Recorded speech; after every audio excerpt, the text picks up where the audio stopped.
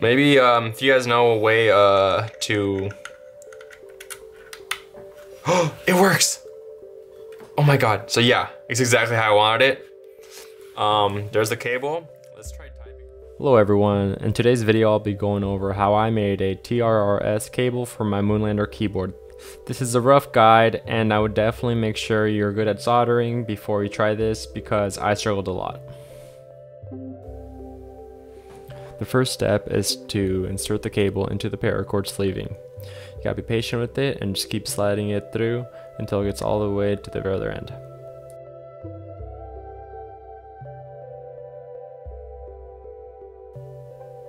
Once you're done sliding it through, just make sure you have a good amount on each end, and in the end you'll end up trimming the paracord if it's too long.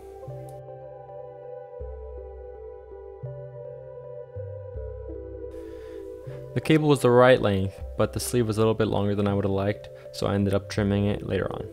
The next step is to strip the cable. I stripped about almost an inch, maybe a little less, and that ended up working out perfectly. Those outer wires are the shielding, and you want to keep as much as possible and fold them back so you're able to trim away the mylar foil around the cable.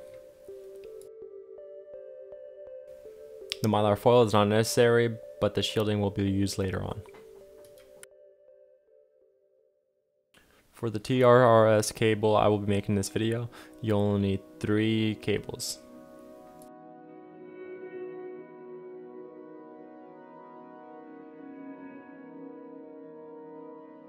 Before you start attaching the connector, make sure you slide the outer barrel onto the cable. After the outer barrel, you should slide on the heat shrink onto the cable.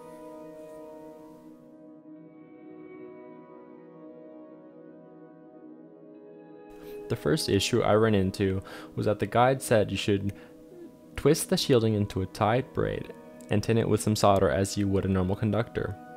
The problem with this is that when you go to align the connector over the cable and insert the shielding through the hole in the clamp tab, that shielding is just a little bit too thick to fit into the tiny hole.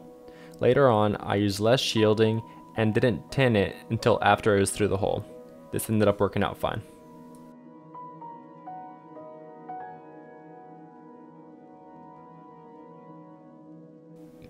After putting the shielding through the connector hole, the clamp tab should be crimped onto the paracord and the cable. This holds the paracord in place as well as the cable. So now you solder the shielding onto the outer tab. I won't be showing too much soldering because I'm not that good at it, but I was able to do it and I don't solder that often, so most people should, hopefully. So I used a razor blade to scrape off the plastic off the tiny cables. It's a little bit shorter than it should be because I ended up snipping too much off. So when I was soldering, I was very careful to use a small amount of solder and made sure that it laid as flat as possible.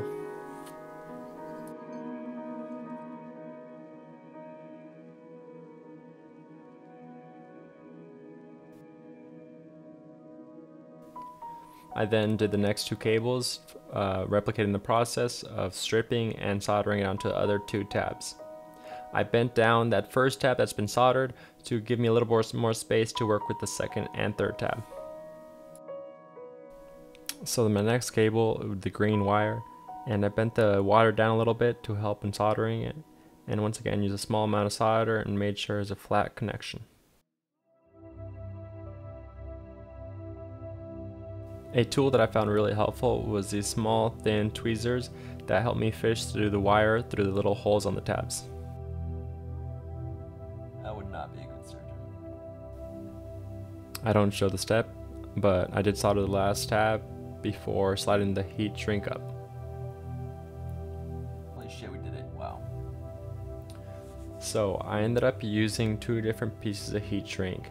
But one thing I would recommend is being careful with the heat shrink around the threads. I had a hard time screwing on the outer barrel because I had too much heat shrink around the threads.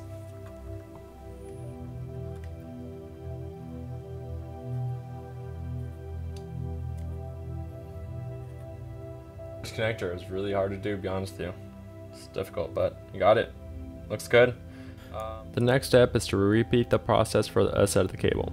I won't be going over that in this video, but make sure you put the heat shrink on and the outer barrel before you start soldering anything.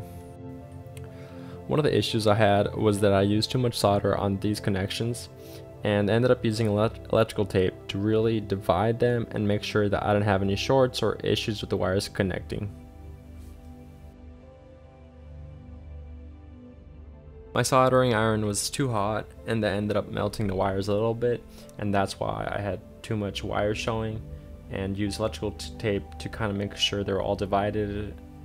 In the future, I might use heat shrink on the tiny wires.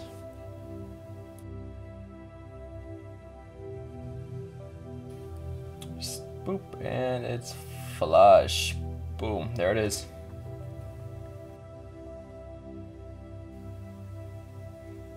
I would say it's pretty even. And the Moonlander. So let's get this connected up.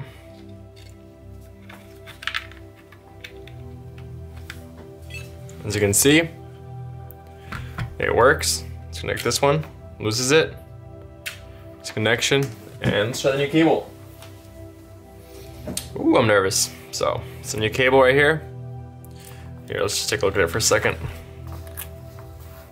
So for this cable, I chose a white paracord with red to kind of match the red of the thumb cluster switches.